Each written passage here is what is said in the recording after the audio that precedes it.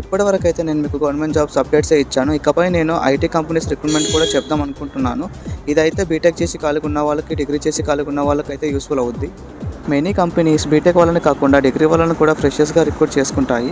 బీటెక్లో మీరు CSC, IT వాళ్ళనే కాకుండా మెకానికల్, సివిల్, ఏరోనాటికల్, ట్రిపుల్ వీళ్ళని కూడా హైర్ చేసుకునే కంపెనీస్ చాలా ఉన్నాయి. జాబ్స్ కోసం ఏం ప్రిపేర్ అవ్వాలి, వాళ్ళ సెలక్షన్ ప్రాసెస్ ఎలా ఉంటుంది, వాళ్ళ రిక్రూట్మెంట్ ఏంది, ఇంటర్వ్యూలో ఎలా పర్ఫామ్ చేయాలి, టెక్నికల్ ఇంటర్వ్యూకి ఏం చదవాలి, హెచ్ఆర్ ఇంటర్వ్యూకి ఏం చదవాలి, శాలరీ ప్యాకేజ్ ఎంత ఉంటుంది, శాలరీ గురించి ఎలా డిస్కస్ చేయాలి, ఫేషియల్ ఎక్స్ప్రెషన్స్ ఎలా ఇవ్వాలి, ఇవన్నిటి మీకు అయితే ఎక్స్ప్లెయిన్ చేయాలనుకుంటున్నాను. దీనికోసం మీరు చేయాల్సింది ఒకటే, ఫస్ట్ నన్ను ఫాలో కొట్టి మీకు ఏమైనా డౌట్స్ ఉంటే మెసేజ్ చేయండి. ఫాలో కొట్టకుండా మెసేజ్ చేస్తే మెసేజ్ హిడెన్ రిక్వెస్ట్లో మాత్రమే పడుతున్నాయి. మీరు ఫాలో కొట్టి మెసేజ్ చేస్తే నాకు డైరెక్ట్గా మెసేజ్. మీకు ఇలాంటి అప్డేట్స్ ఐటీ కంపెనీస్ రిక్రూట్మెంట్ గురించి కావాలి అంటే ఐటీ అని కామెంట్ చేయండి. అప్పుడే నాకైతే తెలుస్తుంది నేను చేయాలా వద్దా అనేది.